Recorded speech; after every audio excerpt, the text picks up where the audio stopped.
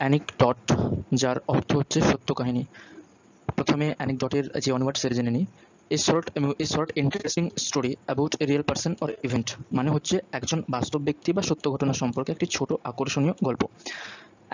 Anecdote শব্দটার অর্থ হচ্ছে সত্য কাহিনী। আমরা এমন অনেক ঘটনা জেনেছি কোনো ব্যক্তি সম্পর্কে, কোনো ঘটনা সম্পর্কে, যেগুলো সত্য এবং সেটা একটা ছোট ঘটনা, কিন্তু অবশ্যই কোনো একটা বড় না। যেমন এপিজে আব্দুল কালামের জীবন কাহিনীর উপর ভিত্তি করে একটা বই লেখা হয়েছিল, wings and fire. Wings and ফায়ারটা কিন্তু কখনোই অ্যানেকডট নয়, কারণ হচ্ছে উইংস অ্যান্ড ফায়ার ওটা একটা বড় কাহিনী।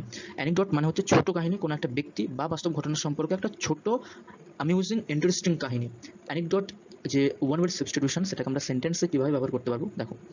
Many of his life stories and anecdotes can be found in his films, মানে হচ্ছে তার জীবনের অনেক গল্প এবং উপখ্যান তার চলচ্চিত্রগুলিতে পাওয়া যায়। অ্যানেকডট যেটা বললাম শর্ট অ্যামেজিং স্টোরি, এখানে এই পার্সনটা, এই ব্যক্তিটা, এই যে ব্যক্তিটা আছে, তার যে সঙ্গী, তাকে তার জীবনের সম্পর্কে একটা ছোট্ট গল্প বলছে এখানটায়।